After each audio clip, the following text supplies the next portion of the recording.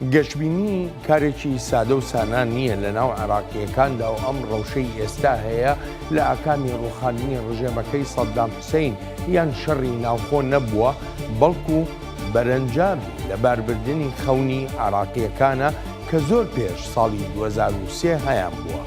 ئەمە قسەی هاوڵاتیەکی عێراقیە. 19 ساڵ پاش ڕوخانی ڕژێمە دیکتاتۆریەکەی سەدام حوسەین، عێراق لە چوارگۆشەی یەکەمەوە دەست پێ دەکاتەوە لە بری هەنگاونان بۆ پێکهێنانی حکوومەتێکی تەکنۆکرات کە بتوانێت ببێتە خاوەنی استراتیژیەتێک بۆ پاراستنی بەرژەوەندیە گشتیەکانی عێراق. بەڵام هەنگاوە بەراییەکانی ساڵی 2005 دووبارە دەکاتەوە بۆ پێکهێنانی حکوومەتێک لەسەر بەرچینەی بەشبەشێنەی ئاینی و ئاینزایی و سیاسیانە کە تەنها بەرژەوەندیەکانی تاکەسەکان یان دەستەبژێری لایەنە سیاسیەکانی ئەو وڵاتە دەپارێزێت. هەڵبژاردنێکی پێشوەختە لە مانگی دەی ساڵی ڕابردوودا کرا. ئەو هەڵبژاردنە لەسەر داوای خۆپیشاندەرانی عێراق بوو تا هەر هیچ نەبێ گۆڕانێک لە سیستمی فەرمانڕەوایەتی وڵاتەکەیاندا بکرێت. ئەو هەڵبژاردنە پێشوەختە وەک چاودێر دەڵێن نەکرد هیچ شتێکی لە بارودۆخی سیاسی نەگۆڕی، بەڵکو بووە هۆکارێکی کە دۆڕاوەکانی هەڵبژاردن حکوومەت پێکبێن و براوەکانی هەڵبژاردنیش هۆڵی پەرلەمان جێبهێڵن و ڕۆڵێکی ئەو تۆیان لە پرۆسەی سیاسی عێراقدا نەمێنێت. لایەنەکانی چوارچێوەی هەماهەنگی واتە دۆڕاوەکانی هەڵبژاردن ڕەوتی سەدر براوەی یەکەمی هەڵبژاردنەکەی مانگی دەی عێراق لە پەراوێز دەنێن و خۆشیان وەک زۆرینەی پەرلەمان ناودێر دەکەن و دەبنە پێکهێنەری حکوومەتی نوێی عێراق. بۆ ئەو مەبەستەش محەممەد شیع سوودانی کاندید دەکەن و دەیکەنە سەرۆکوەزیری ڕاستپێرراو. ئەوەی لە عێراق ڕوودەدا ئاماژەیە بەوەی هێشتا شەڕ لە عێراق بەردەوامە. ڕاستە لەم کاتەدا دەنگی تەقوتۆغ نابیسترێ، بەڵام هیچ یەکێک لە کاربەدەستە باڵاکان ناتوانێت متمانەت بداتێ لە یەک دوو کاتژمێری داهاتوودا دەستدانەچەک ڕوونەداتەوە. قەیرانی عێراق وەک زۆرێک لە شیکەرەوە جەختی لێ دەکەنەوە هەر تەنها لە ناکۆچیە سیاسیەکاندا سنووردار نییە، وەک دەڵێن بە پێچەوانەوە. ڕاستی ئەو ناکۆچیانە لە گەندەڵیەکانی بەرپرسە سەرەکیەکانی لایەنەکانەوە سەرچاوە دەگرێت و لە پێناو بەدەستێنانی بەشی شێر لە داهات و لە دەسەڵاتدا ئەو ناتەباییە سیاسی و ئەو ڕەتکردنەوەی یەکتریش سەریان هەڵداوە. محەممەد شیع سوودانی کە دەوێت حکوومەتی نوێ پێک بێنێ و کابینەکەی بخاتە بەردەم پەرلەمان بۆ دەنگدان تا ئامادەکردنی ئەم بەرنامەیە نەیتوانی وە کابینەکەی گەڵاڵە بکە. کاربەدەستانی لایەنەکانی چوارچەوەی هەماهەنگی دەڵێن ململانێ و ناکۆچیێکی گەورە هەیە لەسەر پۆستە باڵەکانی حکوومەتەکەی سوودانی. جا ئێستا یەکێک لە پرسە گرنگەکانی لە شەقامی عێراقیدا باس دەکرێنەوەیە ئایا هەمان ئەو دەستە بژێرە سیاسیەی فەرمانڕەوایی 17 ساڵی پێشووی عێراق ئەتوانن گەشتبینیەک یان هیوایەک لای هاوڵاتیانی عێراقی بێنە ئاراوە خۆشهاتنەوە بۆ چاوی واشنگتن.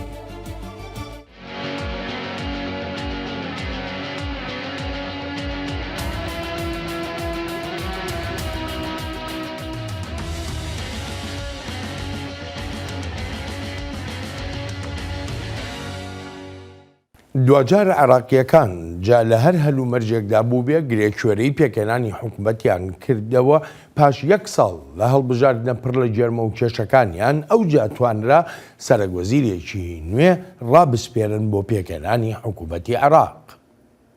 سأبذل قصارى جهدي. هەرچیەکەم لە توانادا بێت دەیکەم بۆ پێکهێنانی حکوومەتێکی بەهێز و پێداگر لەسەر بەجێگەیاندنی ئامانجەکان و بەرنامەی کاریشی لەڕێی کاندیدکردنی کەسایەتی ڕاستگۆ کە دەتوانن بەرپرسیاریەتەکانی خۆیان بەجێ بگەێنن. هەوڵی کردنی هەڵبژاردننی ئازاد و ڕەوای خۆجێیی و گشتیش دەدەین لە ژینگەیەکی ئازاد و ڕەوادا و بەپێی سیستەمێکی ڕوون و ئاشکرای هەڵبژاردن. وەنەبێ عێراقیەکان هەر تەنها لەسەر پێکهێنانی حکوومەتی نوێ ناکۆک بوو بن، بەڵکو وەک یونامی جەختی لێ دەکاتەوە هاڵە استراتیژیەکانیشیان بوونەتە هۆکاری لە دەستدانی گەلێک دەرفەتی گەورە. Since the elections were held a year ago, لەوەتای هەڵبژاردنەکانی ساڵی پارەوە هەموو لایەنەکان دەیڵێمەوە هەموو لایەنەکان هەڵی استراتیژیان کردووە و هەڵسەنگاندنەکانیشیان هەڵە بووە.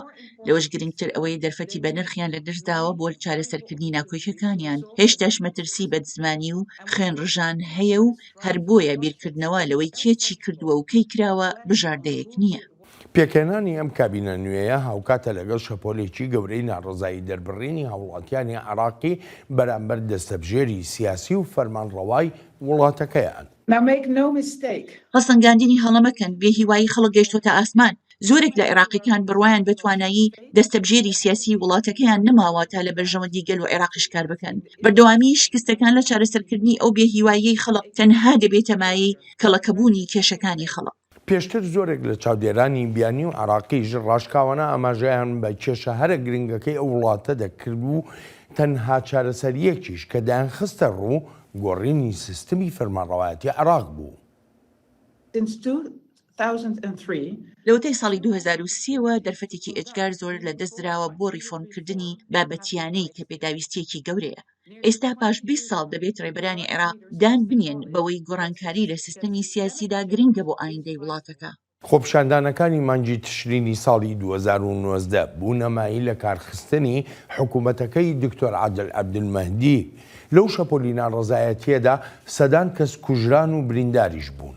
تا ئێستاشی لەگەڵدا بێ هیچ لایەنێک یان کەسێک بەرپرسیار نەکراوە تا بگوترێ لەسەر تەقەکردن لە خۆپیشاندەران دادگایی دەکرێن. ئەم مانگە ساڵیادی خۆپیشاندانی ناڕەزایی دەربڕینی تیشرینەکان و هەروەهاش سەرکوتکردنە درەنجدانەکانی ئەو شەپۆلە ناڕەزاییە لەلایەن میلیشاکانی سەر بە ئێران بە مەبەستی بێدەنگکردنی داواڕەواکانی گەلی عێراقە. داوا لە حکوومەتی عێراق دەکەین ئەو خەڵکو و لایەنانە بەرپرسیار بکەن لەسەر ئەو پێشێلکاریانەی بەرامبەر خۆپیشاندەران کردوویانە کە بوونە مایەی کوژرانی سەدان کەس و برینداربوونی هەزاران کەس. هێشتاش گومانەکان زۆرن لەسەر ئەوەی محەممەد شیاع سوودانی بتوانێت بەو شێوەیەی خەڵک داوای دەکا کاروبارەکانی حکوومەت ڕابپەڕێنێت.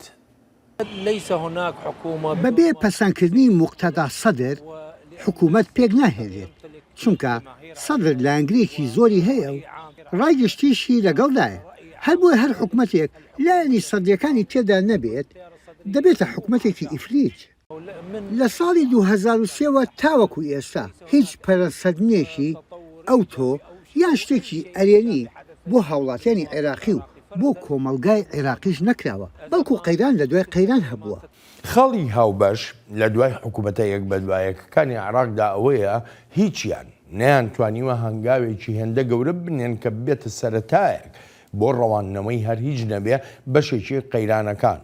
وەک چاودێر دەڵێن چونکە حکوومەتەکان لەسەر بنچینەی بەشبەشێنەی ئاینزایی و نەژادی و ئاینی پێکێنرا بوون بۆیە نەتوانراوە ئەو هەنگاوە ئەرێنیە گەورەیە بنرێ.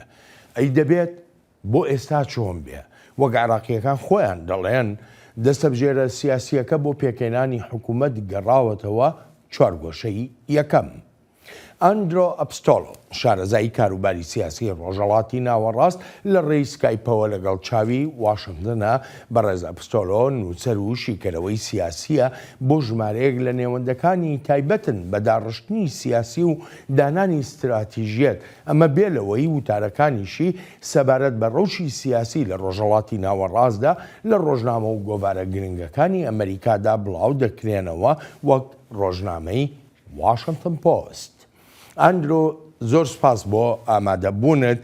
سەرەتا دەمەوێت بزانم ڕای تۆ چییە لەسەر هەڵبژاردن لە وڵاتێکی وەک عێراقدا گەر سەیرێکی ئەنجامەکانی هەڵبژاردنەکەی مانگی دەی ڕابردوو بکەین و ئێستاش سەیری پێکێنانی حکوومەت بکەین دووشتی تەواو لە یەک جیاوازن.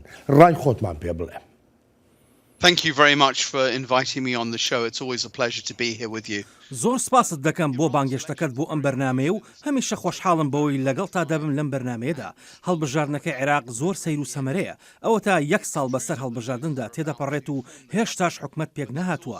هەڵبەتە ئەوەش ڕاستە کە دۆڕاوەکانی هەڵبژاردن حکومەت پێک دەهێنن چونکە ئەوانەی لە پلەی یەکەم دابوون و 73 کورسیان بەدەستێنا لەسەر جەم 329 کورسیەکەی پەرلەمانی عێراق نەیانتوانی حکومەت پێک بهێن و وەک بینیمان لە پەرلەمان کشانەوە. جا ئەمە شتێکە لەو وڵاتانەدا ڕوودەدات کە ئەنجامێکی ڕوون و ئاشکرات نابێت لە هەڵبژاردنەکاندا و هەروەهاش حکومەت لەسەر بنچینەی هاوپەیمانەتی پێک دەهێنرێت. کێشەکەی عێراق بەر لە هەموو شتێک ئەوەیە کە دەستورێکی بێجانت هەیە زۆرێک لەلایەنە سیاسیەکان زیاتر خۆیان بەستۆتەوە بە ملیشیاکانەوە دەزانم کە لایەنە سیاسیەکان پەنجە درێژ دەکەن بۆ لایەنەکانی دیکە و یەک بەوی تریان دەڵێت تۆ خۆت بەستۆتەوە بە هێزی میلیشیاوە بەڵام با ڕازگۆ بینەوەی زۆربەی لایەنە سیاسیەکانی عێراق خۆیان بە ملیشیاکانەوە بەستۆتەوە خاڵێکی تریش کێشەی دەستێوەردانە لە عێراقدا و ژمارەیەک هێزی چەکدار هەن لە وڵاتەدا لەوانە جیهادیەکان و ژمارەیەک هێزی کوردەکانی تری غێرە عێراقی ئێرانت هەیە تورکیات هەیە لە باکووری وڵاتەکە جا هەموو ئەوانەی باسم کردن شت گەلێک نین تا وڵاتێکی سەقامگیرت هەبێت لەسەر و ئەمانەشەوە پشێوی و ئاڵۆزیەکی گەورەت هەیە لە ناو ئێراندا و وەک دەزانین تاران کاریگەری هەیە لە ناو عێراقدا ئەو ڕەوشەی ئێران پاشکوژانی ژینە ئەمینی دەستی پێکرد کە ڕژێمی ئێران ئەو کارەی کرد جا ڕەوشێکی ناجێگیرت هەیە و بەردەوام لە هەڵبەز و دابەزدایە دەستنیشانکردنی سەرک وەزیرانێک هەنگاوێکی گەورەیە بە ئاڕاستە دروستەکەدا بەڵام زۆر کاری زیاتر ماوە بکرێت و هیچ شتێکیش دیاری نییە ئایا چەندێک کاریگەری دەبێت بەسەر بڕیارەکان یەکێ لە پرسیارەکانی تر بەوەی وەکو لە پێشێکیەکەش ئاماژەم پێکرد زۆرێک لە عێراقیەکان خۆیان دەڵێن عێراق گەڕاوەتەوە چوارگۆشەی یەکەم بەڵام ئەوەی کە دەمێت لە تۆ بیزانمەوەیە لە ڕەوشێکی باشترا گەڕاوەتەوە چوارگۆشەی یەکەم یا لە ڕەوشێکی خراپتر لەو سەروەختەی کە لە 2005 تیایدا بووە.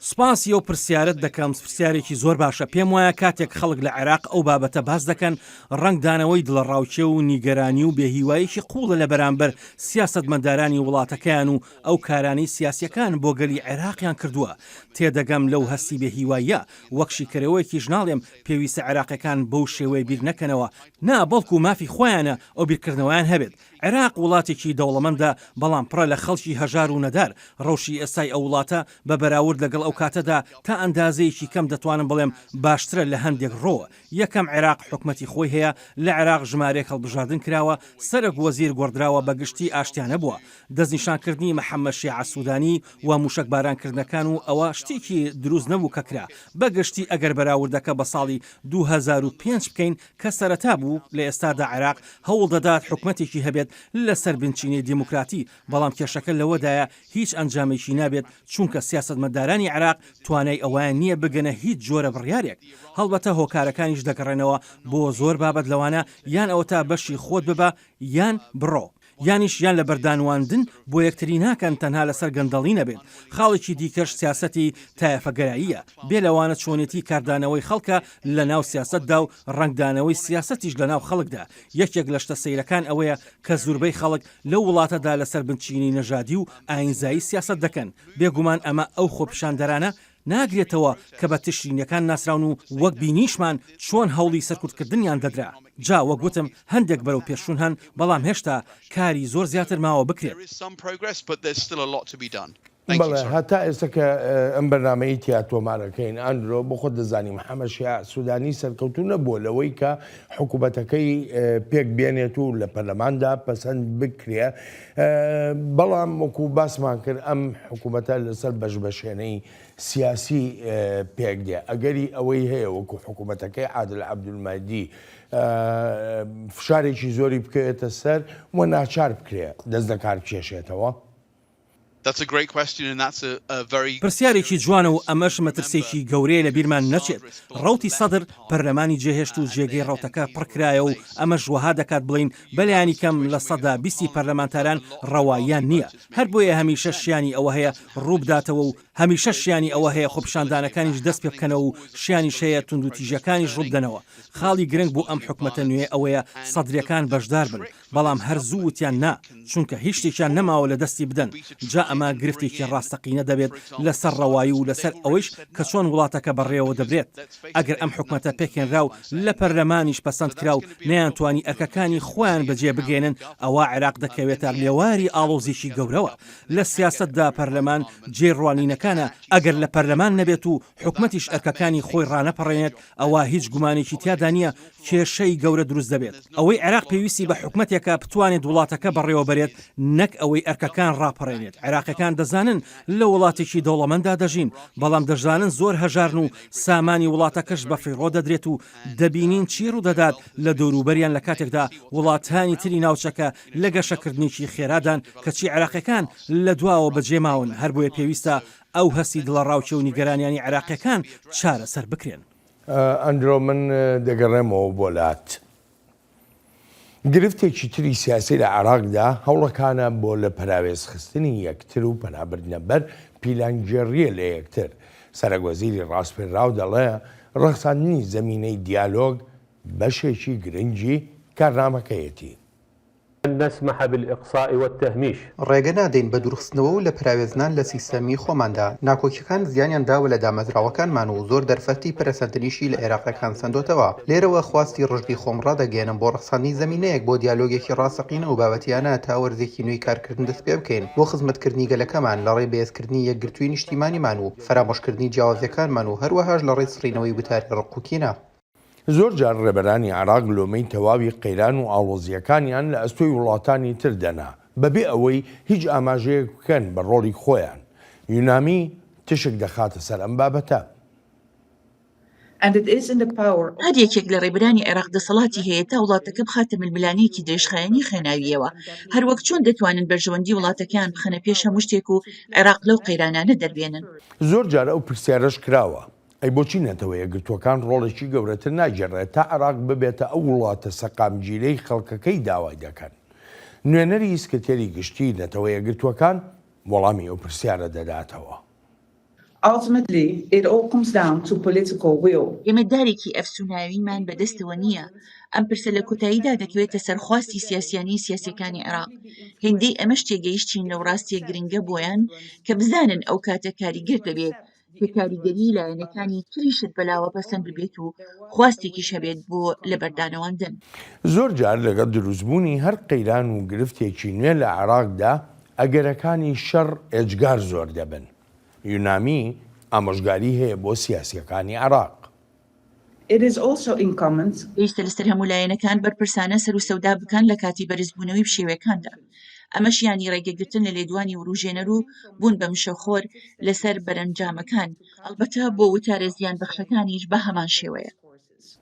لە ئێستادا موقتەدە سەدر براوەی هەڵبژاردنەکەی مانگی دەی ڕابردووە عێراق لە پرۆسەی سیاسی دوورخراوەتەوە و بەپێی لێدوانەکان و پۆستەکانیشی لە تۆڕی کۆمەڵایەتی تویتەردا هیچ ئاماژەیەک لە ئارادا نییە بۆ بەشداریکردنی لەم حکوومەتەدا. دەشێت بەشێکی پەیوەندی هەبێ بەوەی لایەنەکانی چوارچێوەی هەماهەنگی سەر بە ئێرانن. بەڕاستی پێم وایە نوریە مالکی لە زۆر ڕوانگەوە دروستکراوی دەستێوەردانەکانی ئێرانە لە عێراق. بەبێ هیچ گومانەیەک ئێرانەکان قسێکی زۆر و بەرژەوەندێکی زۆریشان هەیە لە عێراقدا. هەر بۆیە دەمەوێت جەخت بکەمەوە لەوەی دیالۆگ هەرتەنها تەرخان نەبێت بۆ لە ناوبردننی تێرۆریزم بەڵکو فرلایەن بێت لە نێوان ئەمریکیەکان و ئێرانەکاندا سەبارەت بەوەی چه عێراقێک دەخوازن تا بەرژەوەندەکانی هەردوو لایەن پارێزراو بێت. ئێران وەک زۆرێک لە چاودێر ئاماژەی پێدەکەن هیچ بەرژەوەندیەکی نییە لە عێراقێکی سەقامگیردا و دەشڵێن ڕژەمی ئێران لە هەر کوێیەک بێت وێرانە ئەو شوێنە داگیر دەکات. ساڵانێکی زۆرە عێراقیان خستە بارێکی ناسەقامگیرەوە. ئێران کارنامەیەکی سەر بە شیعەگەرایی و توندیان هەیە بە تایبەتی ئەو کاتەی لەشکری ئەمریکا لەوێ بوو. هەرگیز لەگەڵ حکوومەتێکی فرەیدا نەبووە. دابینکردنی دارایی بۆ هەندێک لە میلیشیاکان پەسەند بووە بەلایەوە. ئەمەش ڕێگر بووە لەوەی عێراق لە توندوتیژی دەربچێت. هەر بۆیە ئێران هەمیشە بە شوێن ئەو ئەجێندایەوەیە کە جیاوازە لەوەی دەخوازرێت. ئەندرۆ بەڕای تۆ چەندێک گرنگە عێراقیەکان بیر لە گۆڕینی سیستمی سیاسی فەرمانڕەوایەتی وڵاتەکەیان بکەنەوە هەر هیچ نەبێ بڵێن لە پێناو ئایندەیەکی باشتردا. ئەمە بابەتێکی زۆر گرنگە. پێم وایە کێشە ڕاستەقینەکە لە ئەستۆی سیستەمی سیاسی عێراقدا نییە. هیچ سیستمێک نییە لە سەدا سەد تەواو بێت. لە عێراقدا زۆرێک لە بەندەکانی دەستور جێبەجێ نەکراون و کراوەتە دەستورێکی مردوو. کێشە هەرەسەرێکەکە لەوەدایە لایەنە سیاسیەکان بە شێوەیەک سیاست دەکەن کە دابڕاون لە پێویستیەکانی گەلی عێراق. جا بۆ نمونە ئەگەر بخوازیت دەستور سەر لە نوێ دابڕێژیتەوە ئەوە لەوانەیە شەڕ ڕووبدات یان بە شێوەیەک لە شێوەکان شەڕی ناخۆی ڕووبدات.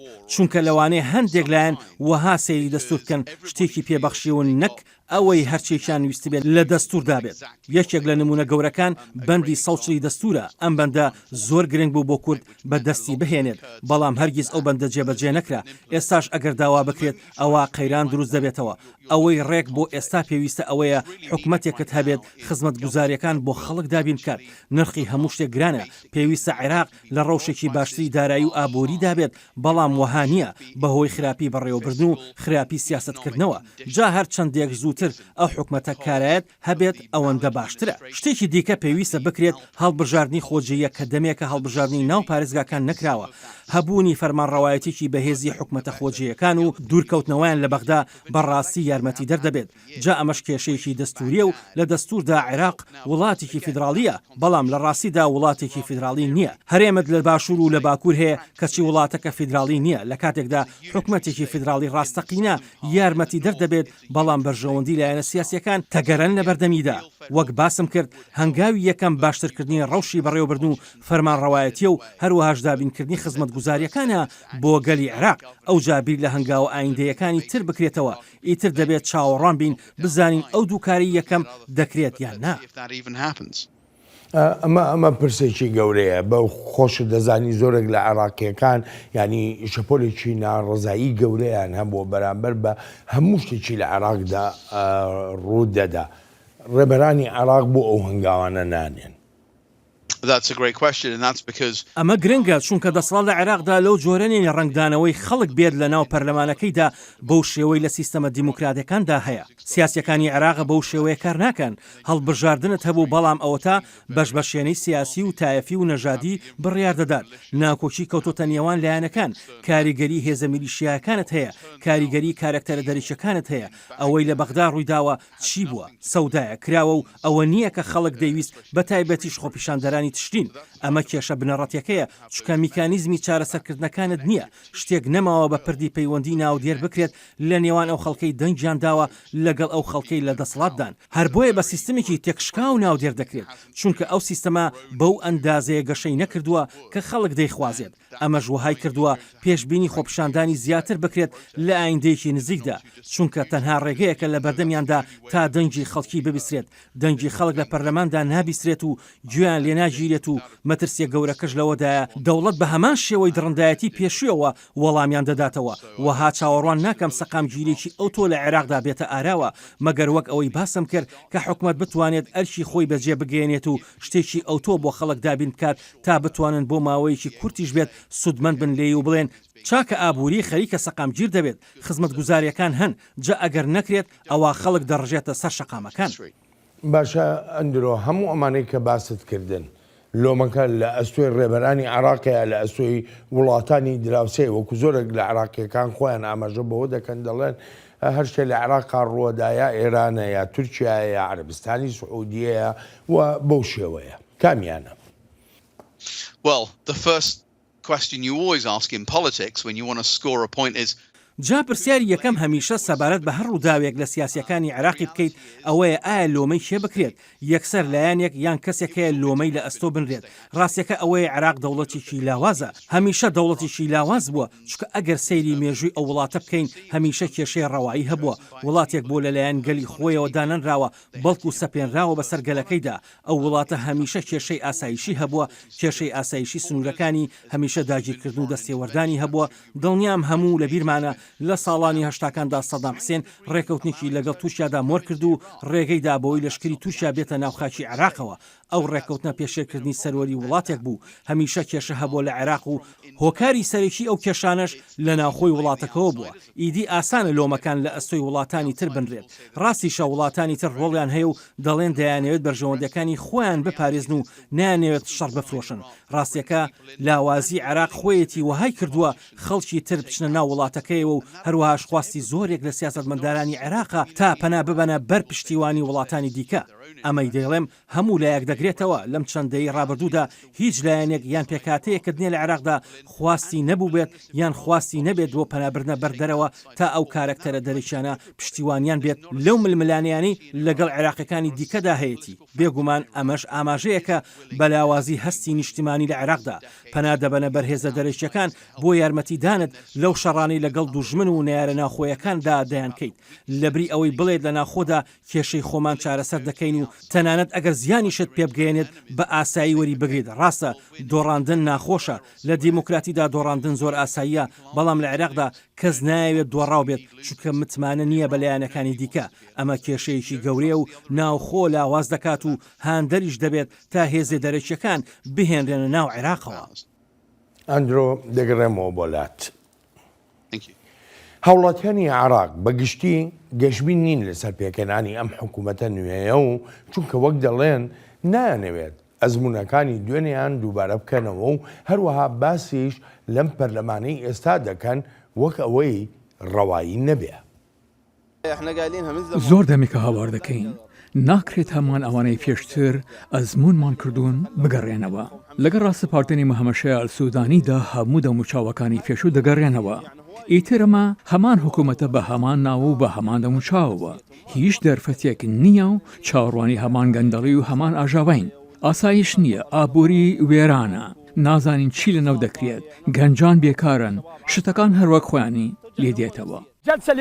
ئەم پەرلەمانی ئێستا نوێنەرەتی گەلی عێراق ناکات پەرلەمانتارەکان تەنها جێگرەوەن و هیچی تر چونکە لە ڕاستیدا لە هەڵبژاردندا سەرنەکەوتون ئەمە یاری دووگۆڵی نییە تا هەریەکەیان لە جێگدادا بنرێن. ئەم گومانانە دەشێت بێتە هۆکارێک بۆ دەستپێکردنەوەی شەپۆلێکی تری ناڕۆزایی دەربڕین بە تایبەتیش لەلایەن خۆپیشاندەرانی تشرینیەکانەوە.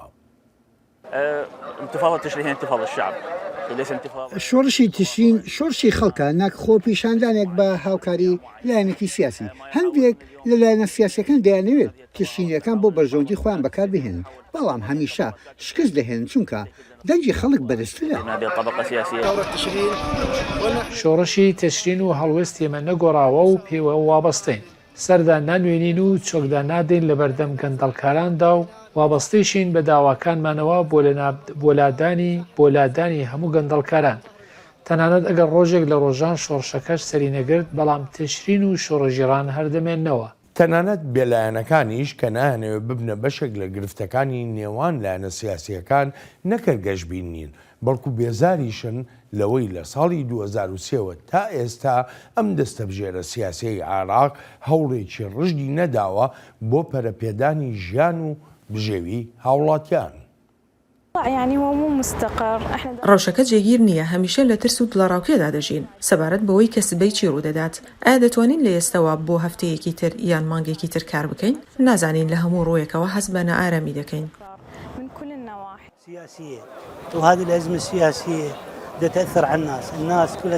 وڵاتەکە لە نێو قەیرانی سیاسیدایە ئەم قەیرانە کاریگەری کردووەتە سەر خەڵک خەڵک ماندوو بێزارن لەوەی ئەم دەستە فەرمانڕەوایە بە سەرواڵتەکەیاندا هێناوە هیچ شتێک لەم وڵاتەدا نەماوە هیچ شێوایەک نەماوە مەگەر ئەمانە لە دەسەڵات بڕۆن عێراق پارە و ئاڵتوانێکی زۆری هەیە بەڵام سیاسیەکانمان هەرتەنا خەریکی لایەنەکانیان و گیرفانی خۆیانن.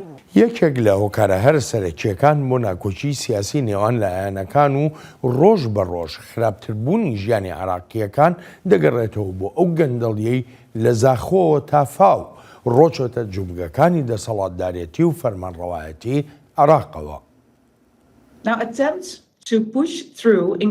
هەوڵەکان بۆ چاکسازی قۆناغ بە قۆناغ لەوانە بەڕێنگاربوونەوەی گەندەڵی شکستیان هێناوە و بە شێوەیەکی بەرچاو یا بنکۆڵ کراوە یا نیشتەگەرەی لە بەردەمدانراوە زۆر جار لەم سەکۆیەوە وتومانە گەندەڵی تایبەتمەندیەکی سەرەکی تایبەتمەندیەکانی ئابووری سیاسی ئیستای عێراقە و دیاردەیەکی ڕۆژانەیە ئەمە شتێک نییە هەر من بیڵێم بەگشتی ئەو ڕاستیەیە دەزانرێت. ئەندرۆ جۆمان لە عێراقیەکان بوو لە ڤیددیۆکانی کەمێک بەر لە ئێستا بڵاومانکردنەوە باس لە چیەکەن باز لە ناڕزاییەکانی خۆیانەکەن باز لە بێزاری خۆیانەکەن باز لەواکەن کە بە هیچ شێوەیەک لەگەڵ ئەم جۆرە سیستمی فەرمانڕەوایەتیەدا نین. ئەڵتەرناتیڤی خەڵکی عێراق چییە بەڕای تۆ؟ Been in a terrible situation from the beginning in Iraq. It's 100 years of failure. But the reality is that جا عێراق لە سەرەتاوە لە کێشەی قورسدا بۆ عێراق خاوەنی شکستێکی 100 ساڵەیە ئەوەی ئێستا هەیە بەناو دیموکراتیەوە هەوڵێکە بۆ هەبوونی دیموکراسیەت مەگەر بڵێم ئەگەر هەندێک گۆڕان بهێنرێتە ئاراوە لە بەرنامە و ئەرکەکانی حکومەتدا دەنانەمە باشترت بۆ دروست نابێت و خەڵک کۆش دەکەن و وڵاتەکەیان بەجێ دەهێڵن ئێستا ڕێک ئەمە دەبینین زۆر کەس لە عێراقەوە لە هەرێمی کوردستانەوە کۆش دەکەن بەرەو وڵاتانی دیکە چونکە خەڵک هیوایان نەماوە گەنجەکان هیوایان نەماوە ڕەوشێکی زۆر خەمناکە بەڵام ئەگەر حکومەتێکی کاریگەرت هەبێت و ئەرکەکانی خۆی بەباشی بەجێ بگێنێت ئەوە دەبێتە یارمەتی دەر پێویست بە بەرنامەی بەڕەنگاربوونەوەی گەندەڵی هەیە لەسەرەوە بۆ خوارەوە پێویستە لەسەرەوەی هەڕەمەکەوە گەندەڵی لە ڕەگوڕیشەوە هەڵبکێشرێت و ئەوجا بۆ خوارەوە ئەمە کارێکی ئاسان نابێت و لەوانەیە چەندەیەکی بێت ئەگەر سەیریشی وڵاتانی ڕۆژ ئاوا بکەیت کە خۆیان وەهادا دەنێن گەندەڵکاری تیادا نیە لە کاتێکدا هەندێکیان ڕێک گەندەڵن ئەوانی دیکە کە لە سەدەی 19هەمدا ویستیان گەندەڵی لە ناوبەرن دەیان ساڵی ویست تا بەو ئامانجە بگەن ئەمە پرۆسەیەکی درێژخایەنە و بەشداری پەروەردە و یاسا و گۆڕینی شێوازی کاری سیاسی پێدەوترێت ئیدی گرنگە لە شوێنێکەوە یەکەم هەنگاو بنرێت هێشتاش هیچ ئاماژەیەک یان هیچ بەڵگەیەک لە ئارادا نییە نیشانی بدات سیاسەتمەدارانی ئێستای عێراق ئەو خواستیان هەیە دەسەڵاتی سیاسی لە عێراق میکانیزمێکە بۆ خۆدەوڵەمەندکردن دروشموتنەوەی تایەفی و نەژادی هەوڵدان بۆ بەدەستێنانی پشتیوانی دەرێکی ئاسانترین ڕێگەیە بۆ کۆکردنەوەی قەبارەیەکی گەورەی پارە ئەمەش وەها دەکات گەلی عێراق لە کاروانەکە بەجێ بمێنێت و وەها لە ڤیدۆکانیشدا بینیمان و بیسمان هەر زۆر بێهیوا بوون. باشە چارەسەر چیە لێرەیە ئەوە دەزانین ڕەبەرانی عێراق هەوڵ نادەن بۆ نمونە هەر هیچ نەبێ ئەو گەندەڵی کە لە وڵاتەکەدا هەیە کەمی بکەنەوە هەر ڕێبەرێکی عێراقیش بێتە پێشەوە باس لە بەرەنگاربوونەوەی گەندەڵی بکە ئەمە ینی ئەوەی کە بەرژەوەندی ژمارەیە لایەن ژمارەیە لە دەستەبژێرە سیاسیەکان دەخاتە بەرمەترسیەکی گەورەوە و کاردانەوەی پێچەوانەشی دەبێت بەڕای تۆ کێ دەتوانێت چارەسەری ئەم کێشەیە بکات لە عێراقا پێویست بەوە هەیە وڵاتێکی تر سەرپەرشتکاری ئەم پرۆسەیە بێ لە عێراقا یان نەتەوە یەکگرتووەکان بۆ نمونە ئایا دەتوانێیان نا نا بەداخەوە هیچیان ناتوانن ئەمەش پرسیارێکی بەجێیە ئەوەی پێویستە شێوەی دەسەڵاتێکی سربەخۆی دادوەریە جۆرێک لە دامەزراوی سربەخۆی لێکۆڵینەوەکردن بەڵام کێشەکە لەوەدایە هەرکە دەتەوێت دامەزراوێکی سربەخۆت هەبێت لە عێراقدا هەموو لایەنەکان دەیانەوێت کۆنتترۆلی بکەن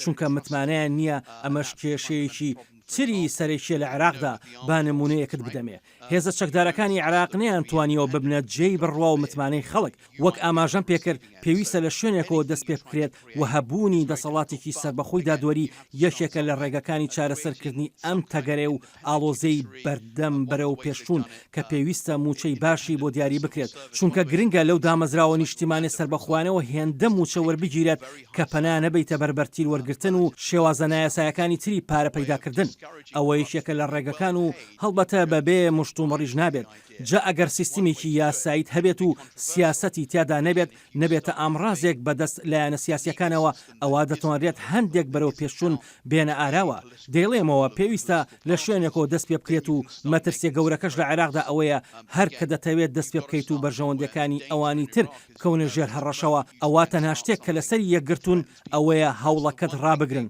تەنانەت ئەگەر لەسەر هیچ شتێکی تر یەکگرتو نەبن بەڵام بە دڵنیاییەوە لەسەر ڕێگەگرتنەکە یەکگرتو دەبن هەر بۆیە ئەمەژێکێکە لەو هۆکارانەی کە تێکشکانی سیستمی دادوەری و سیستمی سیاسی بەدووادا هاتووە لە عێراقدا ئەندرۆ دەگەڕێمەوە بۆلات بۆ دوابەشی بەرنامەکەمان لەوەتای ساڵی 2005 و پێکەنانی یەکەم حکوومەتی هەڵبژێراوی عێراق ئەم وڵاتە نەیتوانیوە بەو شێوەی پێویستە ئاسمان و زەمینی خۆی لە پێشێلکاریەکانی وڵاتانی دراوسەی بپارێزێت ئێران بنمونە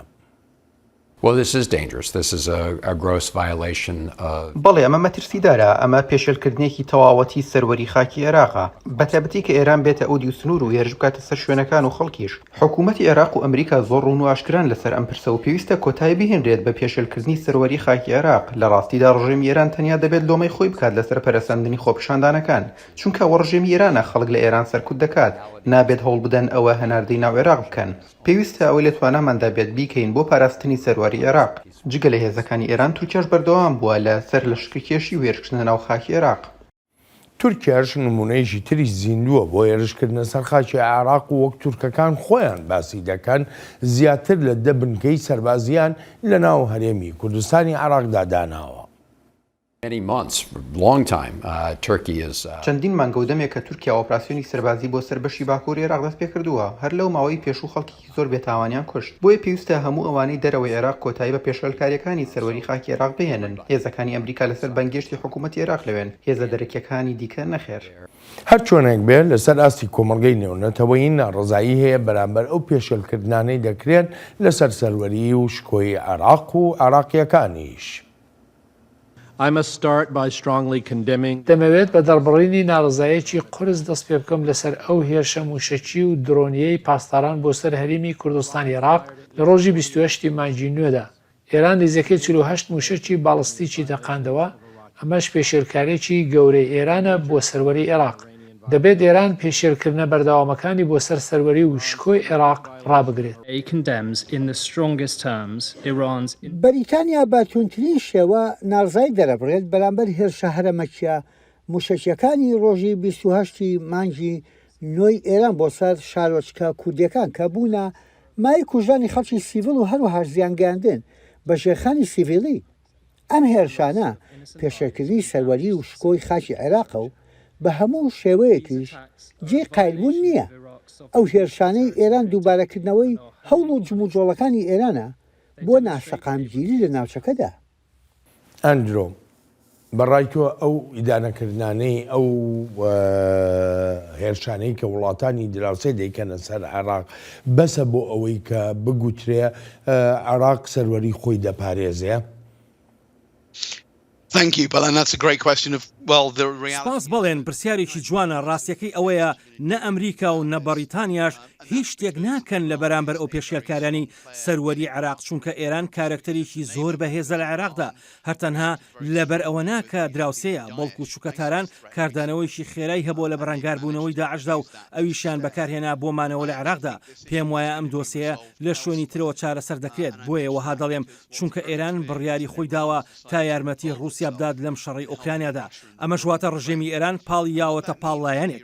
جا لەبەر ئەوە نییە رووسیا سەرکەوێت، بەڵکو لەبەر ئەوەیە ئەگەر رووسیا چەندێک زیاتر بخرێتە ناو ئۆکرانیاوە ئەوە دەبێتە یارمەتی دەرێک بۆ ئێران. هەر بۆیە وەها چاوەڕوان دەکەم ئێران درێژە بدات بە هێرشەکانی بە تایبەتیش بۆ سەر کورد. ڕژێمی ئێران تا ئەو پەڕی ڕادە نیگەرانە و ترسی هەیە لە کورد، بە تایبەتیش لە ژنانی کورد. ژینە ئەمینی ژیانی لێسەندرایەوە بەهۆی دژایەتی ڕژێمی ئێرانەوە بەرامبەر بە کورد. لەوانەیە لە چەند مانگی داهاتوودا ڕژێمی ئێران بکەوێتە جموجۆڵی زیاترە و ئەمەش دەبێتە هۆکاری سەپاندنی سزای زیاتر بەسەر کۆماری ئیسلامی ئێراندا و هەرچەندێکی زیاتر بچێتە ناو دۆسەی ئۆکرانیاوە ئەوە ئەگەری سەپاندنی ئەو سزایانە زیاتر و زیاتر دەبن و لە بەرامبەر ئەو کارانشدا ڕژێمی ئێران باجەکەی دەدات. ئەگەر ڕژێمی ئێران بڕوخێ عێراق سەقامگیرە بێ ئەی تورکیا چی لێ دەکرێت لێرەدا؟ That's right. So that's another interesting issue. Again, part of the. ئەوە ڕاستە و بابەتێکی گرنگیشە. جا بەشێکی لاوازەکەی دەوڵەتی عێراق ڕێگەپێدانە بە هێزە دەرەکیەکان تا بچنە ناو خاکەکەیەوە. تووشە هەروە لە خۆیەوە نەچۆتە ناو خاکی عێراقەوە. ئەگەر هاوکاری عێراقیەکانی لەگەڵدا نەبوو بێت بە تایبەتیش لەو لایەنانەوە کە دەخوازن هاوپەیمان بن لەگەڵ تووشادا، بۆ خۆم پێم وایە بەم زوانە ڕژێمی ئێران بڕوخێت. دەشێت هەڵە بم و هیواداریشم هەڵە بم. ئەوەی کە ڕوودەدات بەڕوانینی من لاوازبوونی ڕژێمی ئێرانە هاوکاتی ئەو شەڕ ڕۆژانەی دەیکات و پرۆسەی هەروە دێولاوازبوونی ئەو ڕژێمە زیاتر دەبێت. بەڵام لە ئەگەری هەر گۆڕانکاریەکدا لە ئێراندا کاریگەریکی گەورەی دەبێت بەسەر عێراقەوە و وەک ئاماژەت پێکرد شیانی ئەوەش دێتە ئاراوە کە تورکیا بە لەشکرەوە دەستێوەردان بکات، چونکە ئەنکەرە لە ڕادەبەدەر گرفتی هەیە لەگەڵ ئەوەی کوردی ئێران واتە کوردی ڕۆژهەڵات لە پاش کەوتنی ڕژێمی ئێران بنکەیەک بۆ خۆی دابنێت. هەر بۆیە جێی سەرسوڕمان نابێت ئەگەر تورکیا لەمەودووە لەشکر بەکار بهێنێت. جا ئەگەر ئەو کارە بکات ئەوە ئەمریکا دەخاتە ڕۆژێکی زۆر قورسەوە. ئەمریکا چی دەکات؟ بە هەمان شێوە وڵاتانی عەرەبیش دەخاتە ڕۆژێکی قورسەوە. پێم وانە ڕژێمی ئێران بەم زوانە بڕوخێت، بەڵام بەبێ هیچ گومانێک ئەوە زۆر ڕاستە کە ئاماژەت پێکرد ئەگەر ئێران بڕوخێت ئەوە عێراق دەبێتە دوورگەیەک بۆ سەقامگیری. ئەندرۆ دو پرسیارم لەم بەرنامەیەدا بۆ خۆ دەزانیانی لە تەواوی بەرنامەکەدا باسمان لە پێکێنانی حکوومەتی نوێی عێراق کرد. بەڕای تۆ ئەگەر بێت و حکوومەتەکەی محەممەد شیاع سوودانی پەسەند بکرێت لە پەرلەماندا پێت وایە بتوانێت سەروەری عێراق پارێزێ؟ بەداخەوە ئەلسوودانی ناتوانێت چونکە عێراق زۆر لاوازە. هیوادارم بەخت یاوەری بێت و پێویستە سەنگی بخاتە سەر جێگیرکردنی ئابووری وڵاتەکەی و هەروەهاش سەنگی بخاتە سەر وڵات و گەلی عێراق کە لە مەینەتیدان. ئەندرۆ سوپاس و پێزانینم بۆ بەشداریت لەم بەرنمەیەدا سپاس دەکەم. ئەلبەتە ئازیزان سپاسی بێپایانم بۆ ئێوەی خۆشەویستەکە تا ئێستا لەگەڵماندا بوون تا بەیەک گەیشتنەوەی داهاتوومان و چاوێکی نوێی واشنگتن ڕێز و خۆشەویستی ستافی بەرنامە هەروەهی خۆشم بەڵێن ساڵح بەسەر بفەرمونون هەر لە خۆشیە جێتان بێت.